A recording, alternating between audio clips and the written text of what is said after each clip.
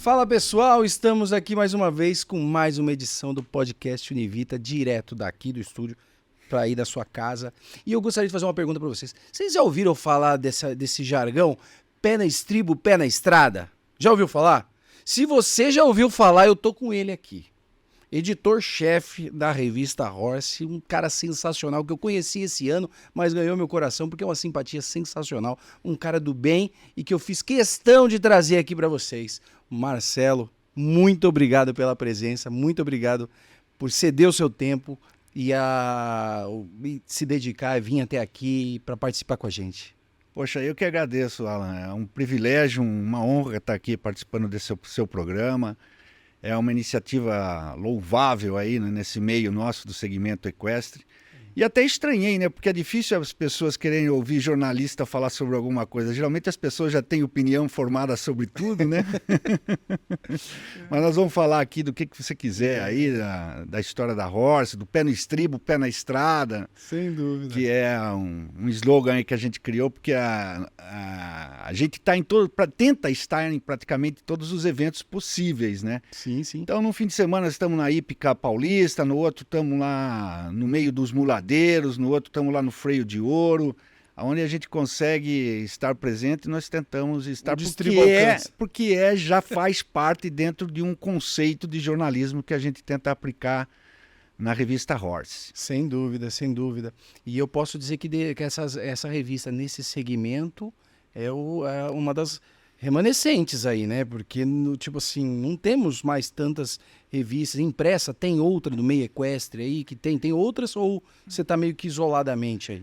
Não, na verdade, o que tem hoje, está cada vez tendo menos, né, revista impressa, são revistas de associações de raça, né? Revistas sim. Ou de modalidades, cada vez menos, né? E também já em fase de extinção. Por exemplo, o Mangalaga Machador, que tinha uma bela de uma revista, agora só toca a versão impressa. O Quarto de Milha, que também tinha uma boa revista, uma revista grande, cheia de páginas, pelo menos nas últimas edições não saiu impressa, foi só digital. Sim. A gente está conseguindo manter ainda as edições impressas, embora num menor número de edições no ano, né? Mas a versão impressa e a versão digital também, que a gente teve que entrar nesse meio aí, principalmente quando começou a pandemia aí, a gente tinha já esse projeto de colocar as revistas de forma digital, a gente deu uma acelerada e colocou, mas a gente está aí. Revista Horse, que a gente costuma falar, que é o mundo do cavalo nas bancas e na sua mão, e agora também na versão digital. Sem dúvida, sem dúvida. Não, mas é muito importante isso. Eu não sei se eu sou muito antiquado. Somos, né? Em valorizar a revista impressa, mas ela tem um requinte especial, né? Ela tem um brilho especial, né? É diferente. E nós temos que manter esse valor, né? Da impressão mesmo, né? Bem, eu também sou suspeito para falar, porque acredito que a gente é da mesma faixa etária, né? Sou da época que a gente fazia jornal, venho do jornalismo impresso, né?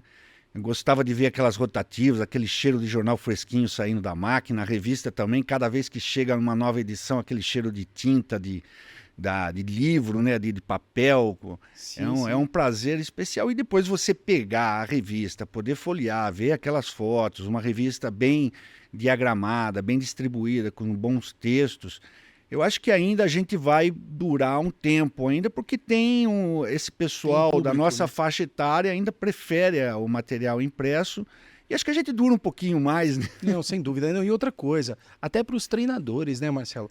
Por exemplo, treinadores, os competidores, os amadores, se vê na revista, né? Exato. Cara, olha, eu tô aqui na revista. E ele guarda aquela revista porque ele tá presente, a foto dele ou coisa do gênero. Agora, é difícil alguém guardar uma publicação digital. Exato. Não é mesmo verdade? Fotografia, né? A gente vê em casa aqueles albinhos que a gente guardava. Sem dúvida. Minha mulher até estava falando outro dia que a gente ainda tem lá. Falou, poxa, que saudade, que fica tão fácil a gente folhear, mostrar para as pessoas. Quando vai alguma visita em casa, a gente quer mostrar alguma lembrança, fica mais fácil no albinho, né? Ou no álbum. Sem dúvida, sem dúvida. E como é que surgiu? Vamos falar um pouquinho da história. Como surgiu a revista, a ideia da revista? Da onde você veio? E como é que surgiu a ideia? Quando foi a primeira edição? Da onde que surgiu? Conta um pouquinho a história da revista. Bem, a revista, na verdade, eu não sou o fundador da revista. Eu assumi a revista por volta de 2008, né? Ah, tá. Eu já tinha uma editora que fazia uma outra publicação em Porto Feliz, era uma revista local. E por uma certa coincidência, eu acabei conhecendo o fundador da Horse, que na época tinha um Aras ali perto, estava hospedado num Aras ali perto. No primeiro momento ele tinha outras publicações que me interessavam, ele tinha uma revista em Itu, que era uma cidade vizinha, que era o meu foco, fazer essas revistas, porque eu venho do jornalismo regional, vamos dizer assim, né? Sei. Trabalhei um tempão em jornais de bairro, tal, em São Paulo, e depois eu montei essa revista em Porto Feliz, mas voltando à Horse, para não misturar a minha história com ela, que ela vem um pouquinho depois... Eu acabei assumindo, fizemos uma parceria, nossa parceria acabou durando pouco, eu tive que assumir a Horse. Para você ter uma ideia, a nossa redação era era numa loja de conveniência num posto de gasolina. Verdade? Era um posto eu era sócio do meu pai no posto de gasolina, depois meu pai faleceu, eu acabei ficando lá tocando o posto, mas esse negócio do jornalismo que eu trazia comigo, comecei a fazer a revista local, e depois apareceu a Horse. E abraçamos, né? Assumimos a Horse e acabei me envolvendo com essa história do cavalo. E bem, daí começa uma outra história, que daí eu também tive que resgatar, que foi, na verdade, um resgate de uma paixão que eu tinha de criança por cavalo, óbvio, né? Você monta? Monto assim, faço aulas de equitação, né? Eu acho que é até meio ousado falar montar. Mas hipismo? Não, assim, eu faço aula de hipismo, hipismo. Falo aula de adestramento, essas coisas aí, pra gente aprender, porque eu gosto mesmo dessa história da arte da equitação, né? Você buscar o equilíbrio, você saber usar as mãos, as pernas, principalmente. Relacionamento né? com o animal, né? Relacionamento, isso eu acho maravilhoso. Já fiz muita cavalgada, tal, mas ultimamente eu gosto mais, não tenho tido muito tempo, infelizmente, mas eu sempre que eu pude, tentei fazer essas aulas com os meus colaboradores, que eu tenho os melhores caras comigo na Horse, né? E isso ajuda muito, né? Ajuda você exatamente, para entender, né? Ter sensibilidade aos assuntos, né? É porque, só para voltar um pouquinho, né? Daí quando eu assumi a Horse, eu era com aquele ímpeto de jornalista, né? Então eu tinha toda a leitura jornalística. O que eu precisava era entender um pouquinho melhor do meio. Eu tinha feito uma entrevista com o Eduardo Borba, e só para você ter uma ideia como que o jornalismo já entra forte aí, né?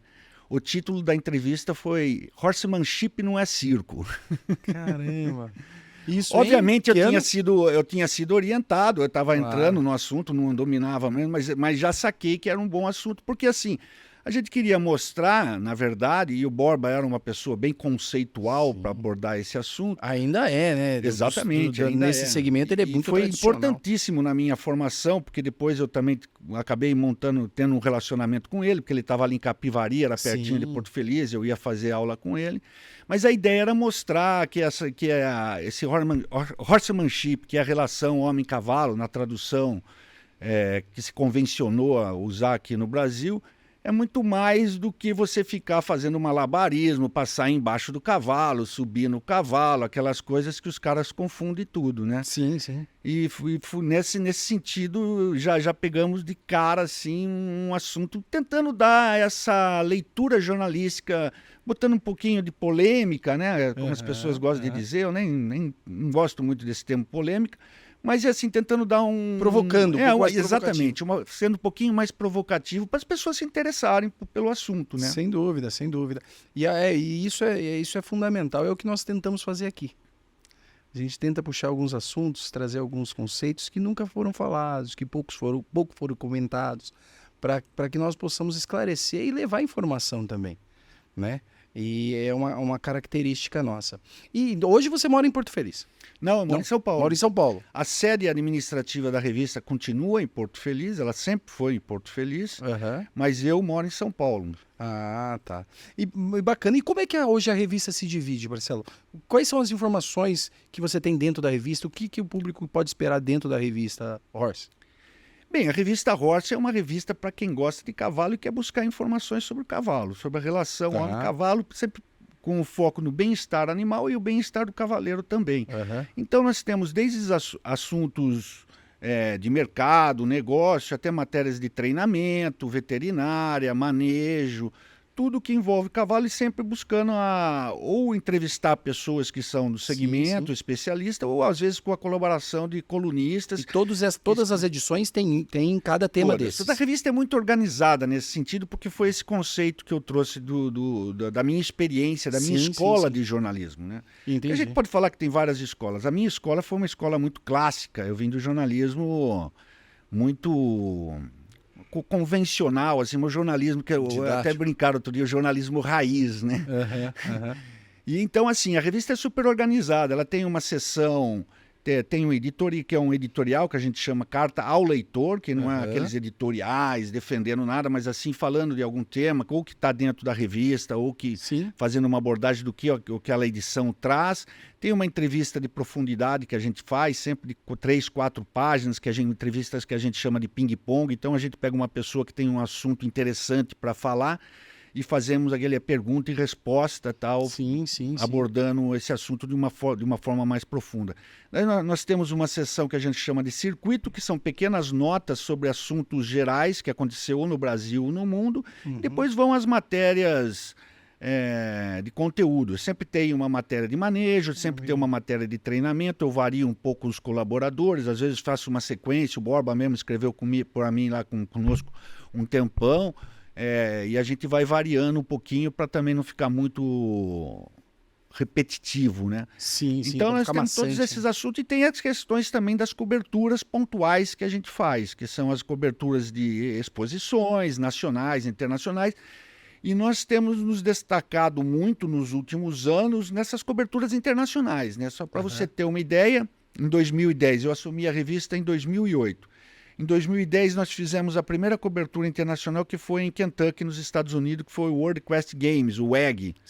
Que é tipo a Copa do Mundo de cavalo. Até há pouco tempo atrás, era um evento realizado a cada 4 anos, em diferentes países. Né?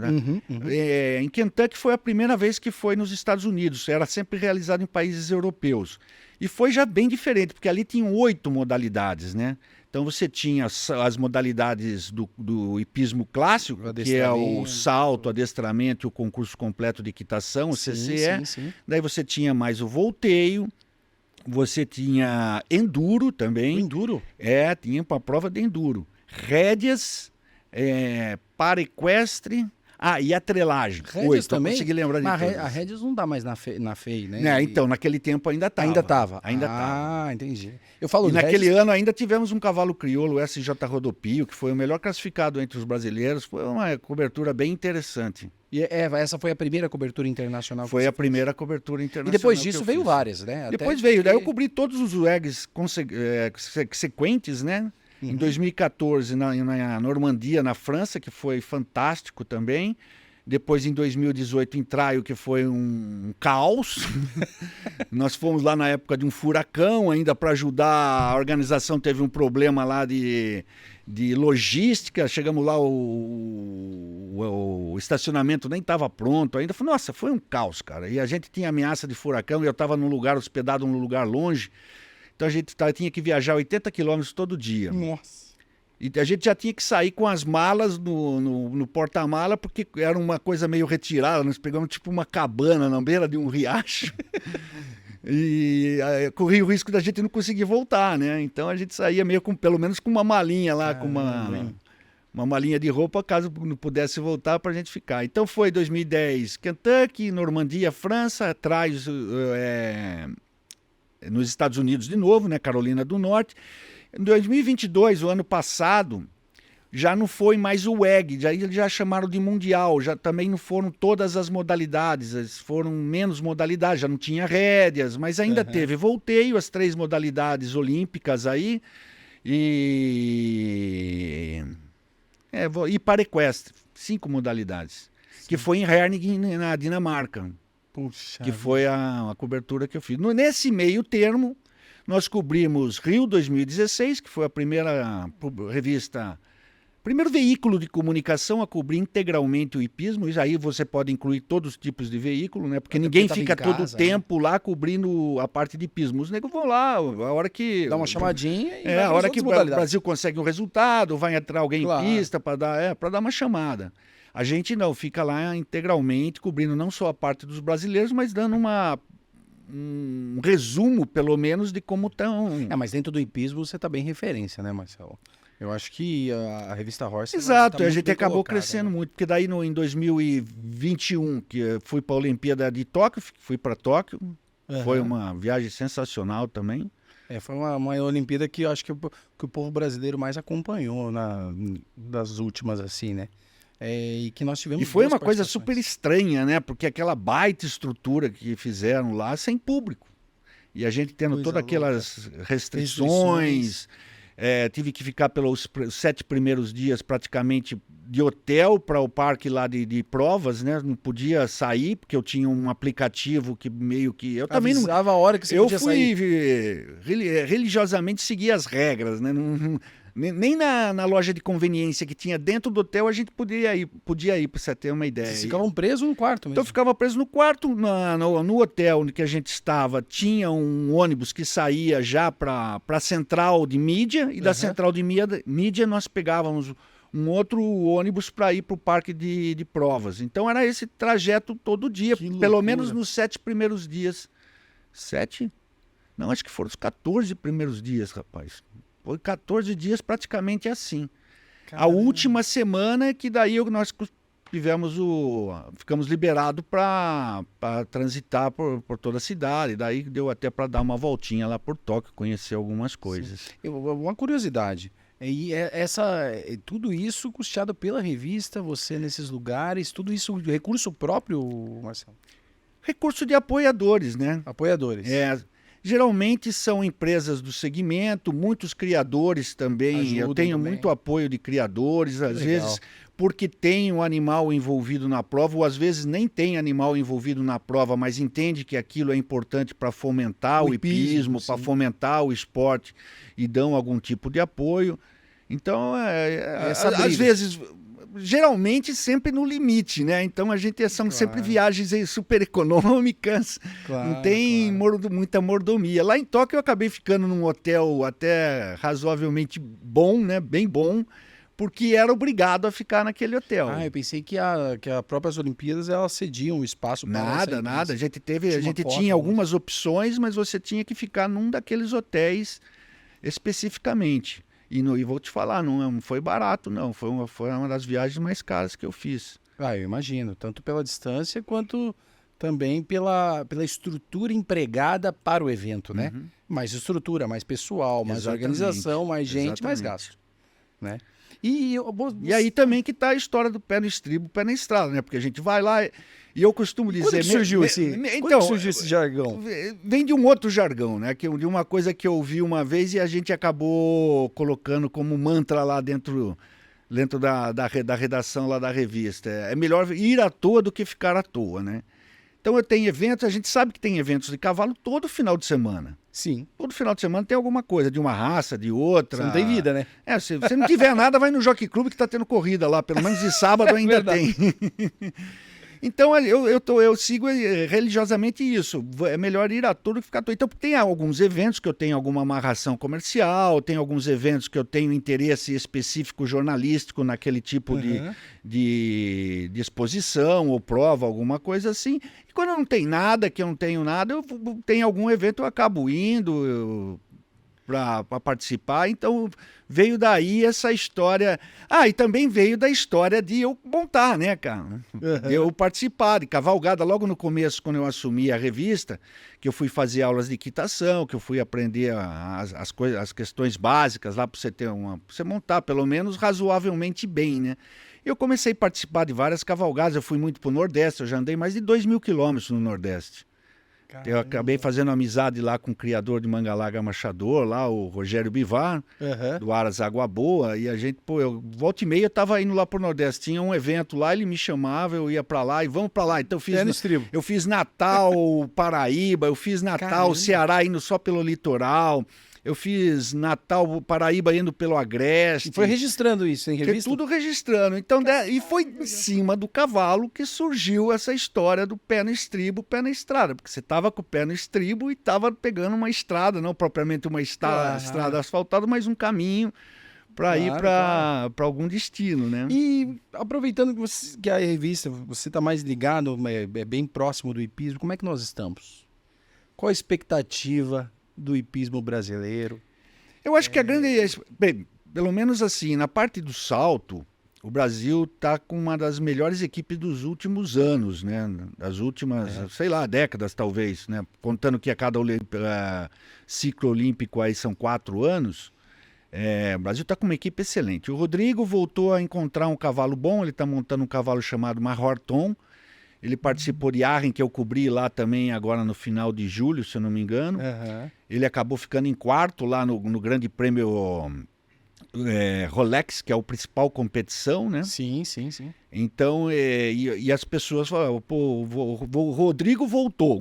Ele finalmente encontrou um cavalo à altura da competência dele, porque ele é um grande cavaleiro, né? E da competição também, né? E da competição. Então porque ele tem participado. Você pega os animais europeus, eu acho que é o que tem maior número de qualidade, vamos dizer assim, né? Eles fazem uma pressão muito forte. Eles sobem muito o nível dos cavalos que participam desses grandes prêmios e também das Olimpíadas, né? Então é praticamente certo que a gente vai ter o Rodrigo com o Mahorton no Pan-Americano, que vai ser a parte do hipismo, do salto especificamente, vai ser de 30 de outubro a 3 de novembro. Então já foi, porque provavelmente esse episódio vai acontecer dia 1º de novembro, acabou de acontecer. Vai estar acontecendo. Quando sair o episódio já vai estar... E se tudo correr bem até lá, nós já temos a convocação do time Brasil, vai estar o Rodrigo montando uma Horton, ele nunca ganhou uma Olimpíada, por isso ele faz questão de participar, e ele está numa boa forma, ele foi convocado. Nós vamos ter a novidade, que se tudo ocorrer conforme o script e que dos conjuntos que estão convocados, nós vamos ter pela primeira vez, eu acredito, num Pan-Americano, 2 conjuntos 100% nacional. Porque nós vamos ter o Yuri Mansur montando Miss Blue Mystic Rose. Caramba.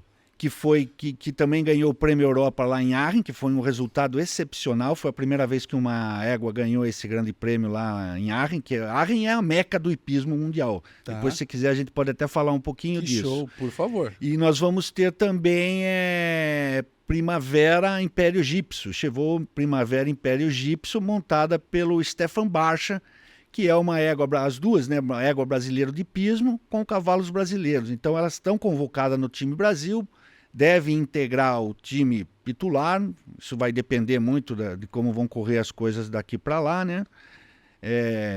Nós vamos ter pela primeira vez 2 conjuntos 100% nacional disputando um Pan-Americano. Baseado nisso que foi o sucesso que foi talvez o indoor agora, né? Todo mundo comentando e tudo mais. Então, o indoor também foi interessante porque ele botou lenha nessa fogueira aí, né?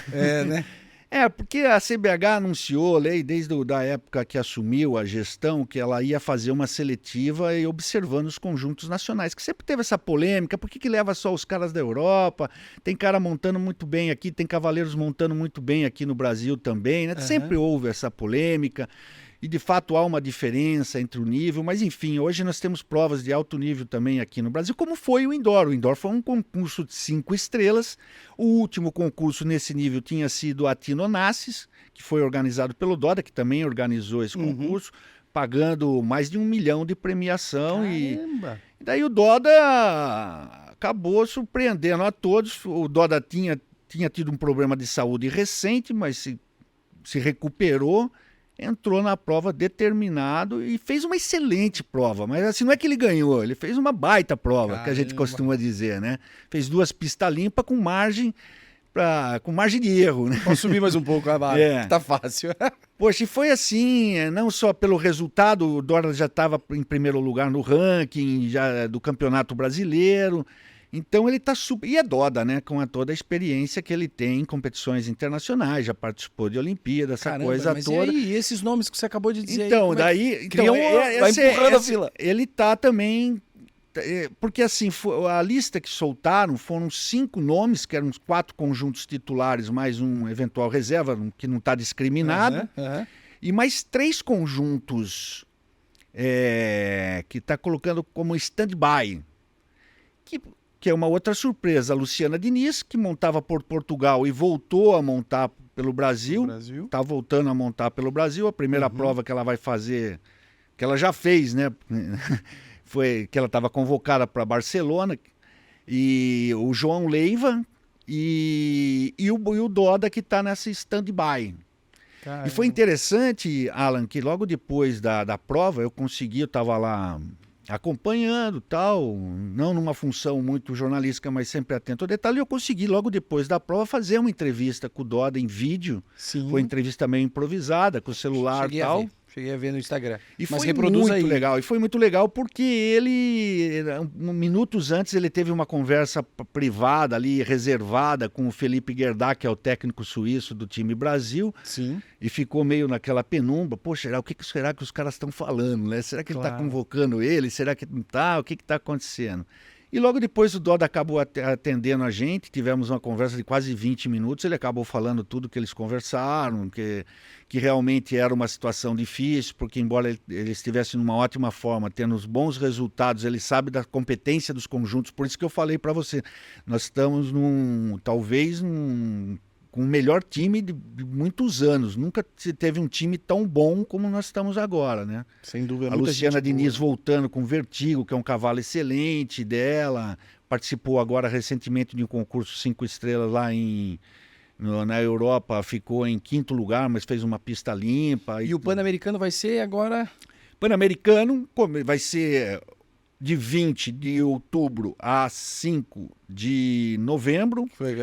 Em Santiago, no Chile. A parte do hipismo vai ser numa escola do Exército, numa região chamada Quirota.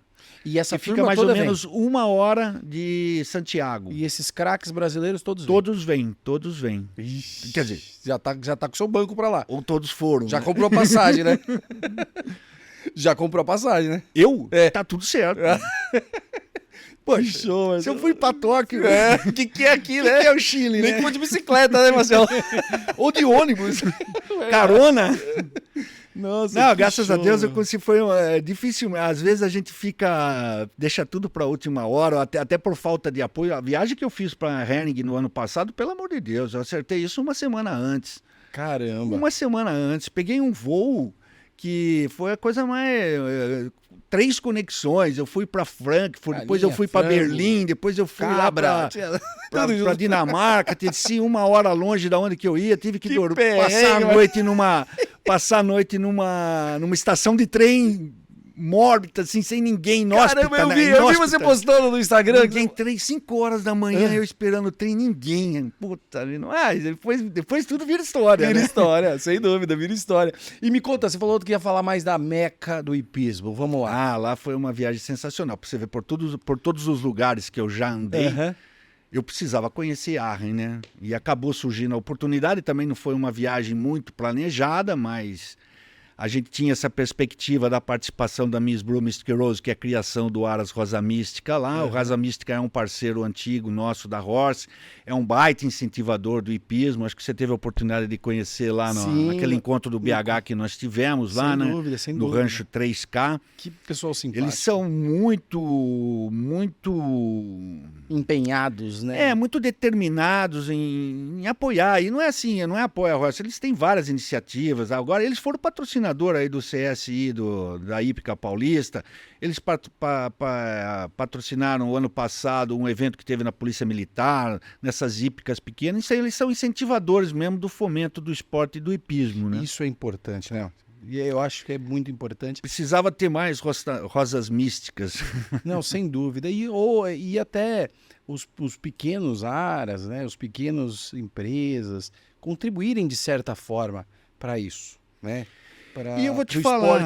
Para o esporte que criam, para o esporte que estão envolvidos. Isso é que é muito importante. E às vezes as pessoas acham que estão fazendo esse investimento assim, só pensando estritamente no marketing, no retorno que eles vão ter. E não é, sabe? Na verdade não é isso. Pelo menos é o que eu sinto, né? Porque uma coisa que o jornalista tem que ter é sentimento, né, cara? Sem dúvida. A gente sem precisa ter essa sensibilidade de saber lidar com as situações, de saber os assuntos, para diferenciar uma coisa com a outra. O jornalista não é um cara normal, né, bicho? Sim. E ele tem todas esses detalhes assim, e a gente tenta saber, pô, qual que é a do cara, né? Por que ele faz tudo isso? O que ele quer em troca? Ou mesmo quando a gente vai fazer uma matéria, ou quando, a questão é assim, quando alguém te liga para passar uma pauta, ó, tá acontecendo isso, primeira coisa, por que esse cara tá me ligando? Por que ele quer que eu vá lá? Sem dúvida. Sempre você está sempre questionando para saber o motivo que está atrás daquilo, né? Que tá Isso eu digo no cotidiano geral do jornalismo. E como eu venho da escola convencional, eu só trouxe tudo isso para o cavalo. Sem dúvida, sem dúvida. Obviamente que eu tive que adaptar, porque o mundo do cavalo é um mundo diferente no Brasil, né? Sem dúvida, sem dúvida. E essa é uma questão importante também. Por exemplo, todos esses eventos que eu vou internacional, você entra numa sala de imprensa, sabe quantas pessoas tem, cara? Quantos jornalistas? Não tenho nem em ideia. torno de 400, 600 pessoas. Mentira. Tudo. E por país, assim? Por país? Então, cobrindo assim, na Europa, eu fui para Aachen. Se desce lá na estação ferroviária, você entra lá na loja de conveniência, onde que tem de tudo lá, vende livros, que eles vendem livro lá, o pessoal lê lá, né? Sim. E a banca de jornal é a mesma coisa. Pô, tem 8 títulos de revista de cavalo. Caraca. Daí eu morro de inveja, né? Eu podia estar a horse lá. Por que eu digo isso? Porque às vezes, nesse trabalho, me faltam referências. É duro você fazer um trabalho, por mais que eu traga uma bagagem jornalística de tudo que eu passei, é duro você ter referências, se você não tem a concorrência é bom, sabe? Você ter, mas você precisa ter uma concorrência para saber o seu que nível. seja nivelado, né, cara? Em que nível você está, né? Para fazer, pô, isso aqui foi legal, Sem eu posso dúvida. fazer isso, ou posso fazer alguma coisa semelhante nesse sentido, tal. Porque Sem você dúvida. está andando, está correndo e tentando melhorar a qualidade do seu trabalho cotidianamente, a cada edição, porque você tenta sempre melhorar, fazer melhor, né? Se você faz uma boa edição, na outra tem que ser melhor. Sem dúvida. Se eu fiz uma cobertura em Aachen na minha última edição, o que eu vou cobrir na próxima? Então eu vou lá para o Pan-Americano, eu vou ter que trazer mais elementos ainda para que essa cobertura seja ainda melhor. Então você fica vendo, às vezes você fala, pô, será que eu estou indo para o caminho certo? Será que é isso mesmo? Né? Porque fica difícil. Sem dúvida, porque você não tem referências, aí fica difícil você melhorar, né? Será que tá bom? Exatamente. Do jeito que tá? Né? Então eu ainda tento buscar outros assuntos, o jornalismo em outra área, vendo o que as pessoas estão publicando, para eu tentar pelo menos não sair fora muito do plumo. Porque, que nem eu falei, muitas coisas eu tive que me adaptar no segmento equestre, né? Algumas muito diferente, muito e você vai para a Europa, você entra... É muito melindroso. Totalmente, muito ego. totalmente Tipo assim, melindroso. Você não pode fazer uma crítica sem as pessoas ficarem ofendidas. Ou você convidar alguém e não convidar um outro. Exatamente, Então, você tem tudo que administrar isso, né? Sem dúvida. E quando a gente vai para esses eventos internacionais, toma esse baita susto, porque você vai lá com 600 pessoas, fotógrafos, senhoras, editoras, e daí entra veículos de comunicação, entra blogs, sites, porque a Europa, você sabe, né? É outra cultura equestre. Né? E eles têm muita coisa. E a gente tenta, de uma certa forma, também ficar nivelado nisso aí e usar isso como referência. Eu pesquiso muito sites internacionais e outras revistas internacionais para ver que tipo de assunto eles estão abordando, como eles estão abordando e que de forma a gente pode trazer isso para o Brasil. Para a realidade brasileira, que pé que nós estamos, né? Mas eu vi que vocês têm um belo site. Eu fiz a lição de casa hoje. Eu entrei no site... Vasculhei, olhei e eu vi que você tá com você tem bastante coisas no site lá, bastante notícias e tudo mais. Como é que você separa o digital do site da revista? Porque, tipo, é um assunto duplo. Você tem que produzir dois conteúdos. Você tem uma vocação para comunicação, né? Porque você consegue pegar as nuances de uma coisa. Sem contar que você é um ótimo comunicador. Um pouquinho. Tô aprendendo. Não, eu assisti sua palestra lá no 3K, lá gostei muito. Você tem uma facilidade de se expressar e tal. E isso é um diferencial já, né? Que a gente fala o que gosta, né, Marcelo? Então, tipo assim, é um mercado que nós estamos envolvidos. Eu sou apaixonado pelo mundo equestre. Meu filho pratica rédeas do esporte, né? Então... eu quero muito valorizar. O único jeito das rédeas crescer, do tambor crescer, do esporte equestre crescer, é nós, do segmento, darmos o devido valor a isso. Esse é que e quem é que valoriza isso? Você queria um motivo, por exemplo, como você comentou, um motivo para você estar aqui é valorizar quem valoriza, né? A Univita tenta fazer isso aqui no podcast, é valorizar quem valoriza o mercado em si, né? Esse é um ponto importante, assim, mas só para fechar essa questão aí, porque às vezes a pessoa tem muito conteúdo e não sabe se expressar, né? Sem dúvida, sem dúvida. Tem ótimos profissionais, que é a mesma coisa no jornalismo. Às vezes a pessoa é um ótimo repórter, mas não é um ótimo bom editor, né? São coisas diferentes. Sem dúvida. Com relação à sua pergunta do site. O site, exatamente. Você Como é que eu faço junto, Esse é o trabalho da edição, praticamente, né? De como funciona a cabeça de um editor. E de como funciona o jornalismo de uma forma geral, né? Os sites são o site, pela natureza da rapidez da informação, que esse é um negócio que a gente tem que tratar melhor no segmento equestre. Porque, por exemplo, tem eventos aí que a assessoria de imprensa manda uma semana depois o release. Uma semana depois já foi. A Inês está morta, né, bicho? Já perdeu toda a informação que tinha, já saiu. Toda a informação já saiu no Instagram. Mas como é que eu vou deixar uma notícia interessante pro leitor, pro usuário, pro internauta lá, se eu vou falar de um assunto que aconteceu uma semana passada? Se ele já não se interessa, menos ainda que ele vai se interessar. Sem dúvida, sem dúvida. Eu preciso ter essa rapidez. Quem faz isso muito bem é o Cavalo Crioulo, a Associação Brasileira dos Criadores de Cavalo Crioulo. Mas há muito tempo também, né? Um setor de comunicação lá que eles acompanham todas as provas, terminou a prova, já tem um release lá com as informações básicas, com a fotografia. Daí, se você precisar de mais alguma informação, obviamente, você procura as fontes e enriquece. Mas o Manga Larga também tem uma estrutura boa nisso ou não? Não, qual Manga Larga? A Manga Larga Agachador. Tinha uma boa revista, mas não nessa parte, não nessa rapidez. Não, pelo menos comigo a gente. Então, o que eu encontro na revista, eu não encontro no site, o que eu encontro no site. Obviamente, tem coisas que você vai encontrar na revista de uma forma e no site de uma forma e vai encontrar na revista de outra. Tá. Porque se eu dou um resultado, por exemplo, de uma prova que ocorreu ontem, no final de semana, que eu coloco na segunda-feira, na prova do domingo, ocorreu na segunda, ou mesmo no domingo, para eu passar isso para uma revista que é mensal, que até então era mensal, você tem que fazer um outro tipo de abordagem. Você não pode falar ontem claro. Não tem. Exatamente. Já morreu aí, né? Sem dúvida. Toda a questão do linguajar e da forma como você vai abordar o assunto também, você tem que abordar de uma forma diferente. Às vezes no site você pega muito mais por resultado tal. E na revista você tem que dar um outro gancho, né? Um outro tipo de abordagem para manter o assunto vivo, né? Como está hoje a revista, até pela sua proximidade com o hipismo, tudo, mas qual é o projeto que você tem para as outras modalidades, né? Como você pretende entrar mais forte, estar mais presente nas outras modalidades? Já vi que você participa de vários eventos de todas as modalidades. Mas para trazer essas outras modalidades mais presentes dentro da revista também. Você tem alguma estratégia para isso? Porque é difícil entrar nas associações, elas são muito bairristas e regionais. Não diria nem isso, né? A questão da dificuldade é mais questão de recursos humanos mesmo, né? Eu tenho alguns colaboradores, geralmente eu estou aí batendo estribo em todo canto aí, né, cara? Sim, então, sim. Por exemplo, na edição que nós estamos fechando, eu vou ter uma matéria sobre a Nacional do Manga Larga Machador, que ocorreu lá na Gameleira. Eu estive lá 2 dias. Você não sabe o malabarismo que eu fiz para estar lá, de logística, né? Demorou. Conta a história. Resume a história, então. Depois nós vamos ter uma matéria na Nacional do Quarto de Milha, que ocorreu no mesmo período. Eu não consegui ir para Araçatuba, mas eu consegui resgatar as informações essenciais para construir uma matéria.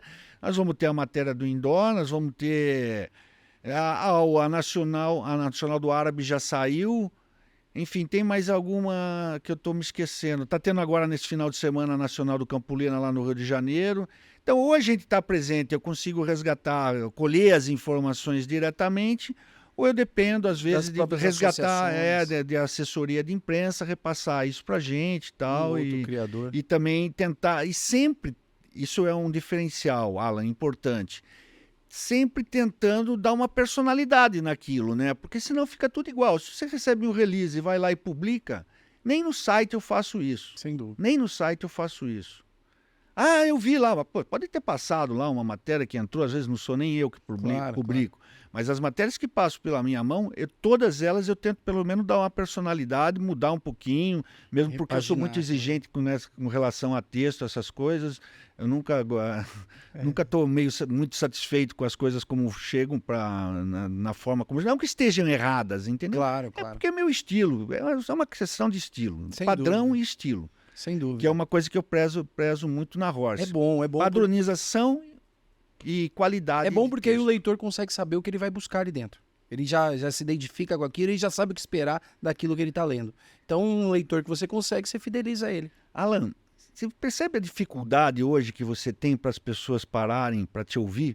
Sim. Porque todo mundo quer falar, todo mundo quer contar a sua história, mas poucas pessoas ficam prestando atenção na história dos outros, que são importantes para a gente aprender. Sem dúvida. Ou querem resolver tudo no imediatismo, né? Então, imagine agora, nos tempos que nós estamos, onde que se escreve uma informação num Twitter de não sei quantos caracteres, acho que é 180 caracteres, o Twitter, que é uma ferramenta, não muito no segmento equestre, mas no segmento político aí, no mercado, de uma forma geral, o Twitter é muito funcional, muito utilizado, mais do que Instagram e Facebook e essas coisas. Sim.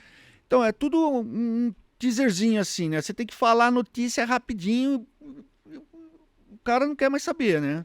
Sem dúvida. Então, quando você se propõe a escrever uma revista, fazer um texto, poxa, daí, você tem que se esforçar para que aquilo atraia realmente a atenção das pessoas e que ela consiga, num título bem feito, se interessar pela linha fina que a gente chama que vai embaixo, que é uma complementação da informação, para ela se interessar em ler pelo menos o primeiro parágrafo, e depois que ela lê as primeiras linhas, ela terminar o parágrafo, e depois que ela terminar o parágrafo, ela lê o segundo, aí você já pode comemorar que se ela leu os 2 parágrafos, tá bom demais. Sem dúvida, sem dúvida. Mas que bom que tomara que ela leia todo o restante até chegar no fim do texto. E você tem artifícios também de toda uma publicação que vocês fazem, até vou puxar um pouco a sardinha para a nossa realidade, que é a parte da nutrição, né, da Univita, que trabalha com seus suplementos e tudo, e ultimamente isso tem sido bastante comentado. Na última edição da revista Horse teve falando sobre a importância quer dizer, os entraves, né, os prós e contras da presença do amido nas dietas e tudo mais, e esse conteúdo é muito importante, né? Até perguntei se, como é um conteúdo que tem sido muito comentado, tenho trazido as pessoas para participar do podcast com esse fim, com esse foco de mais informação nesse sentido. Eu queria saber o que você tem ouvido falar, né? Recentemente você fez até uma viagem, que nós pudemos passar um período junto lá. O que você tem ouvido falar sobre a nutrição, sobre essa parte de manejo dentro dos equinos? Se você tem sido provocado, né, pelos criadores, por exemplo, pelos competidores, como está isso aí? Os criadores, geralmente a gente tem que provocá-los, né? E é o que aí a gente tenta fazer através da revista. E foi interessante essa abordagem, porque a gente já tinha conversado sobre fazer um tema falando do amido, do milho e tal, e casualmente eu tinha acabado de publicar um artigo falando sobre silagem de milho. Fantástico. Que é um negócio que já existe, já tem sido usado há mais tempo em algumas regiões, mas que está meio que disseminado. E depois aí me chega um texto falando que o milho não, o excesso de milho, vamos cuidado, né? O excesso de milho faz mal pro cavalo. Pô, mas eu acabei de soltar uma matéria, os caras vão cair de pau em cima de mim. Eu falo assim, primeiro que a polêmica, a questão não é essa, né? Porque poderia, até se fosse esse o caso, não tem problema nenhum eu escrever uma coisa hoje, principalmente que é um artigo assinado, e escrever outra num outro dia, falando com uma outra visão. Claro, não tem problema nenhum, são artigos assinados. E até é bom para as pessoas terem as visões diferentes. Sem dúvida. E eu já tive uma passagem também polêmica que eu posso contar depois. Mas enfim, para não perder a vírgula. Acabei de soltar, eu falei, caramba, né? Daí eu liguei para os autores lá, pro Ricardo e pro Mário. Falando, pô, eu acabei de soltar uma matéria aqui falando de silagem de milho, vocês estão falando que milho faz, que excesso de milho faz mal, o que que eu faço? Não, calma, Marcelo, calma. Daí já me explicou pelo telefone, falei, tá bom, repete tudo que eu vou gravar. Daí eu gravei, publiquei a matéria e fiz um boxzinho explicando a diferença da silagem. Porque, Entendi. assim, a grosso modo, vamos falar a grosso modo, né? Claro, Porque as claro. pessoas já vão querer Especialidade, falar que eu né? estou falando bobagem aqui. Sem dúvida, sem E dúvida. vai ler a revista, então. Vai ver os E dois o artigos. boxzinho, a grosso modo, a silagem de milho não é feita estritamente do milho, ela é feita de várias partes do milho, da Exatamente. casca, enfim, Sem dúvida. de todo o pé de milho. todo né? o pé Todo do milho. Essencialmente, resumidamente, foi essa explicação que eu pedi, o Mário me explicou e eu coloquei lá para o leitor que até... Então, essa é aí que está o papel do editor, entendeu? Você não pode só, não é só, pô, chegou e bota o passo lá, porque é o que muita gente pensa, né? E como é que foi quando isso caiu no mercado? Deu algumas Não, tá pessoas dando, a ligaram? revista saiu faz pouco tempo, ainda Aham. estão absorvendo essa informação. É. Mas foi muito, deu uma baita repercussão, porque esse assunto está ficando muito evidente agora. A gente está tendo vários casos aí. Nós acompanhamos lá um testemunhal lá do Dr. Neymar, lá naquela Sim, viagem que a sem gente dúvida, fez lá sem para a Agrária, lá, Sem dúvida. falando da Flores Bela, que é Sem um dúvida. cavalo de adestramento, que o cavalo mudou da água para o vinho, coisa que nem ele acreditou, né? Sem dúvida. Só sem em dúvida. razão da alimentação. A gente está num processo, nós somos muito embrionários aqui, a criação de cavalo nosso. Há muitas críticas, mas a gente está aprendendo, poxa, a gente está evoluindo. E ao fato, eu até eu escrevo diariamente, eu coloco uma nota no meu Instagram sobre nutrição. E eu falo que o maior desafio de quem fala sobre nutrição ou até manejo nutricional dos equinos são as crendices. Isso E o que não falta no mundo do cavalo são crendices. Né? crendices, né? Puxa, você não pode de tal jeito, tem que ser de tal jeito. Não, é que é uma vez, primeiro passa a ração para depois passar o feno. O feno só pode ser passado 1 hora depois, 1 hora antes. Tudo crendice. E aí nós temos que reverter essa informação, colocando o conteúdo, o porquê das coisas. E é muito difícil. Imagina. Marcelo. É muito difícil. Imagino. Você acaba de escrever sobre uma coisa, de repente nós temos um grupo, de repente o pessoal pergunta novamente no grupo a mesma coisa, da mesma forma, às vezes de forma diferente, mas a mesma coisa. E, mas eu sempre fiz assim. Né? Mas eu sempre usei isso, sempre fiz dessa forma. E a gente tem que... Eu já ouvi muito essa discussão aí, né? Exatamente. Então é muito difícil isso. E as empresas, elas têm visto essa necessidade, elas têm procurado, dentro desses meios da própria revista ou do meio de publicação, tá colocando mais conteúdo sobre isso, estando presente mais nas revistas. Como é que está isso aí? Eu tenho visto pelo menos eu tenho falado, eu como empresa Univita, eu tenho falado bastante das empresas, dos colegas, falando da importância da revista Horse, né? Eu vejo essa questão de duas formas, assim, basicamente de duas formas. Uma é a questão do marketing que a empresa tem que fazer, da publicidade, da exposição, de agregar a sua imagem a um veículo. Não estou falando especificamente da Horse, pode ser qualquer outro veículo, Claro, pode ser a Rede Globo, vai, o Canal Rural, sei lá. De agregar a sua imagem e expor a sua imagem do ponto de vista do marketing, da publicidade, de ter uma visibilidade cada vez maior. No segmento equestre, eu vejo isso até de uma outra forma, que às vezes as empresas talvez ainda levem um tempo, algumas já perceberam, outras talvez levem um tempo para perceber, Sim. que é a questão do investimento social, entendeu? Nós temos um segmento totalmente fragilizado. Exatamente. Embora ele seja um segmento gigantesco, é um segmento totalmente destroçado. Agora que ele está começando a se articular, para você ter uma ideia, só voltando um pouquinho, na época da pandemia a gente fez uma série de debates entre as associações de raças, que nós colocamos os presidentes de associações em grupos, né? Dividimos em 4 grupos de 3. No primeiro encontro eu coloquei o presidente do Mangalaga Machador, do Quarto Sim. de Milha e do Crioulo, que eram as 3 maiores raças, e eu fiz logo o primeiro com as maiores raças, que eu entendo as maiores por número animal, associadas, só por causa disso. E, terminou, um dos presidentes me ligou e falou: "Poxa, Marcelo, que ideia genial! Cara, tem vários assuntos, os caras não se conheciam, nunca tinham se falado, meu. Caramba. Não tinham se falado, não se conheciam. Com vários problemas para se resolver no segmento equestre. Eu cito aqui um bem-estar animal, a própria pandemia da época. Sanidade, que estava com o problema do mormo, que ainda estamos com o problema do mormo, né? Uhum. E os caras não se falavam.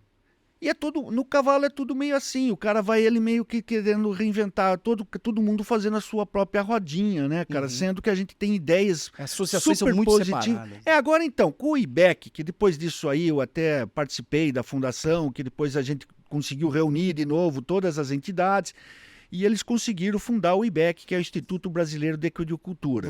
Até você fez uma revista, um exemplar. Cheguei a fazer. Chegou a mim essa revista. Então, eu cheguei a... Porque eu sou assistente, sei lá, comunicação lá. Da parte de comunicação lá eu tento ajudar um pouquinho, embora em uma certa distância. Quando preciso de mim, eles pedem e eu ajudo. Sim. E esse IBEC, ele foi importante porque ele é um órgão articulador, é um órgão político. Porque nós temos a Câmara Setorial, que é um órgão agregado ao MAPA, porque tem umas funções até um certo ponto limitado. É uma questão de representatividade, mas ela está agregada ao MAPA, que é um órgão governamental. A gente precisava de ter essa articulação. Podia até não ser através de uma entidade, podia ser por um movimento natural. Que ninguém precisa se organizar. Então, obviamente que organizado fica melhor. Mas se torna muito isolado também, né? Porque você pega as associações, elas são como se fossem delegados do MAPA.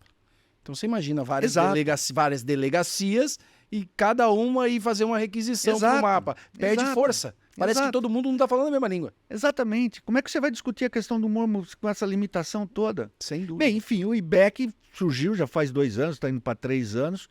E está fazendo esse papel de articulador. Obviamente que precisa desenvolver, mas é um órgão que acabou de nascer, pô. É um órgão que tem 3 anos. Tudo isso é evolução. Nós, no cavalo, somos jovens. O segmento do cavalo é jovem.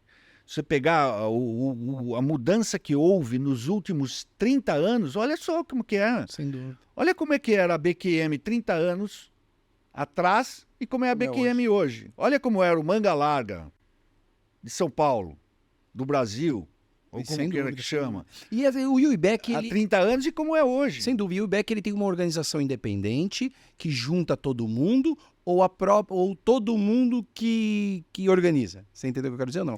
Tipo assim, ele tem uma liderança que chega aqui, ô Manga Larga, vem aqui, ô Hipismo, vem aqui, fulano, vem aqui, junta um a um, ou tipo assim, eles se organizaram e eles... Tipo, o presidente da BQM, ele é o presidente, o da Manga Larga é o vice, ou vice-versa. Como é que funciona isso? Hoje ele tá formado com... os órgãos representativos com poder de voto são as associações de raça, e ele tem agregados de outros tipos de entidades e instituições, tipo modalidade, algumas outras coisas.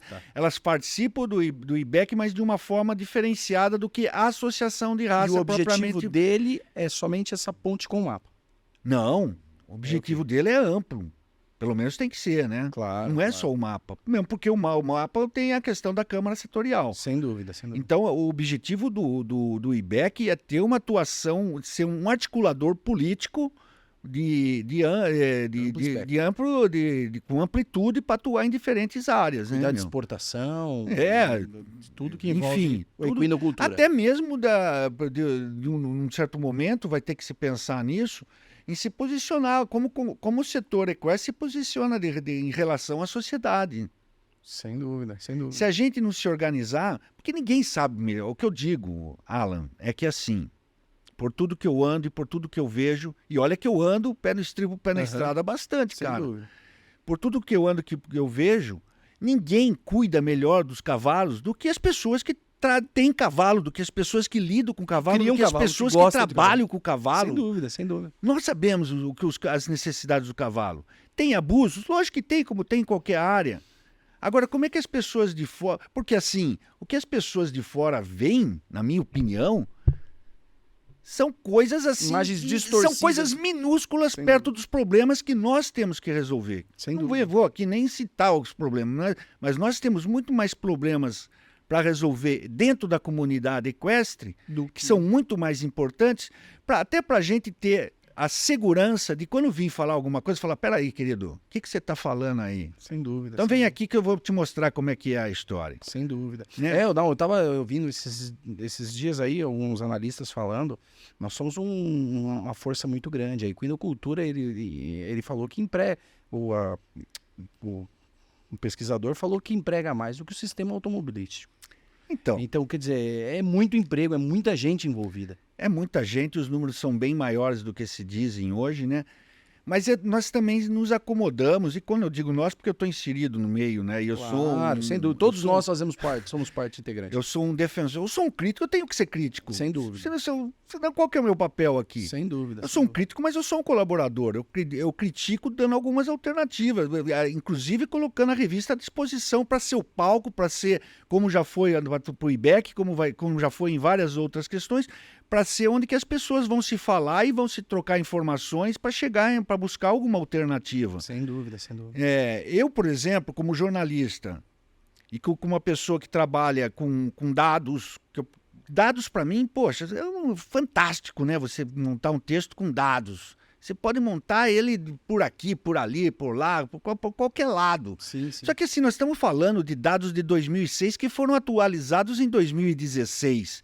Com toda a dimensão que nós temos, isso é uma crítica que eu faço, com toda a grandeza que o cavalo tem, por que não houve uma articulação das empresas envolvidas, de todas as instituições, das associações de raça, para fazer efetivamente, para trazer os números reais do cavalo hoje no Brasil? Sem dúvida. Fica se repetindo toda hora essa coisa, tem 16 bilhões de movimento, emprega mais do que a indústria automobilística, que deixou de ser referência faz tempo. Sem dúvida. Entendeu? Falava-se isso na época do boom econômico, que o Brasil, que estavam chegando as montadoras aqui no Brasil. Hoje, cada dia tá fechando uma montadora, os caras estão indo tudo embora. Como é que nós vamos usar a indústria automobilística como referência? Sem dúvida, sem dúvida. Então vamos pegar e vamos fazer isso, vamos buscar esses números. Cara, não deve ser tão complicado. Tá bom, requer investimento, mas não temos recurso para fazer isso. Potências de empresas fazendo tem isso. Tantos institutos de pesquisa, aí o próprio Exalc lá, que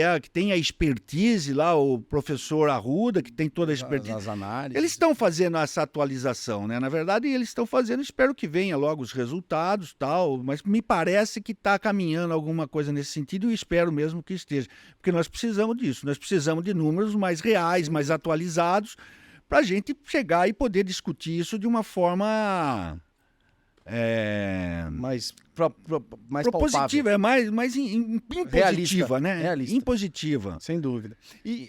Porque é muito fácil, sabe, Alan, você fazer um evento e chegar a falar, movimentou não sei quantos bilhões, não sei quantos... Sabe, da onde? Da onde você tirou isso? Da onde veio esse número? Sem dúvida. Sabe, você acha que as pessoas são bobas? Sem dúvida. Você acha que o investidor que é bobo? Sem dúvida. Ou são números reais que ele está vendo, ou não são números, entendeu? Porque falar que teve ficar chutando números, como muitas vezes eu vejo... E as formas sem cabimento nenhum, cara. Você vê um negócio assim e fala, da onde que veio isso, poxa? Não, sem dúvida. E você observa isso muito nos eventos quando você entra dentro de algumas cidades, vamos dizer, tem um Manga Larga Machador lá em BH. Nossa, para a cidade de BH. Vai para Araçatuba da BQM, não para a cidade da... Exatamente. Então, quer dizer, será que é tudo isso mesmo? Será que mobiliza isso mesmo? Todo o setor, todo um movimento? Isso é muito importante a gente tá mais para nós também como empresa, por exemplo, sabemos aonde que nós vamos atingir. Exatamente. Nós vamos olha que ferramenta que você tem. Mercado, com o que eu espero daquilo ali, o que eu espero para fazer com esse investimento. A conta é essa. Exatamente. A conta é essa. O quanto é importante para mim, como jornalista divulgador, ou é muito mais importante para o cara que está botando dinheiro toda hora para botar no produto novo no mercado, para fazer lançamento, para saber quais são as demandas de cada região, de cada... Por exemplo, às vezes nós temos o Barba Timão, que é um dos produtos que nós temos lá, aí o pessoal chega para mim e fala assim, você precisa fazer o Barba Timão de 100 gramas, precisava deles com 40 gramas. Aí eu viro para a pessoa e falo para o representante, o vendedor, e falo assim, tá, mas você vai vender quantos? Você precisa, tá todo mundo pedindo, todo mundo quem? Quando? Eu posso já faturar no seu nome tantos mil? desse item. Ah, não. É que o pessoal pede, então não é bem assim. Então não é todo mundo, não é toda hora e não é em todo lugar. Não é. Então tá bom. E é muito isso. O investimento, mas dá um sucesso. Tá um sucesso quanto? Quantas pessoas? Qual que é o investimento para isso? Qual que é o retorno esperado para isso aí? Então são pontos importantes, respostas que nós precisamos para conseguir convencer as pessoas, né? Ter o convencimento de que é legal, é viável, né? E não somente no intangível. O equinocultura, hoje a gente fala muito do intangível. Você tem que pôr o seu filho, porque, nossa, o bem que você vai fazer para a cabeça dele. Mas espera aí, meu. Eu compro por 10 lá na frente, depois que o meu filho saltar e saltar cada vez mais alto, eu vou conseguir vender por 20 ou eu vou vender ele por 5? Não é? Exatamente. Então, eu acho e você sabe que até dentro desse conceito, dessa surpresa, dessa certa surpresa que eu fiquei pelo seu convite, de querer ouvir jornalista. Porque eu, por exemplo, já participei de trabalhos de pesquisa, Ibope, IPESP, que os jornalistas eles são uma referência fundamental para qualquer coisa. Você vai lançar um produto novo, o que eu já entrevistei de jornalista para esses trabalhos específicos, que foi um período da minha carreira aí, um período até de transição, quando eu saí das redações, antes de entrar especificamente no segmento equestre, assuntos políticos, assuntos de ordem econômica, assuntos de ordem educacional. Saber a opinião dos jornalistas é fundamental. Só que hoje, assim, não é que hoje, segmento equestre, mas também quem que você vai ouvir, né? Não é isso, não estou querendo que tem que me ouvir. Claro. Tem que ouvir todo mundo, tem que fazer. O que eu estou falando é mais no sentido de pesquisar, de ter números, porque pesquisa é uma ciência, né, cara? Sem dúvida. De você ter referências. Não tem referências confiáveis, exato. Que tem uma informação, uma grande importância nisso. O que eu estava conversando hoje dentro de um dos grupos que eu participo aí, é você ter a informação de uma forma idônea. Sem tendências, sem uma tendência, sem querer dizer algo, realmente você ter, independente de tal coisa, você precisa usar tal produto.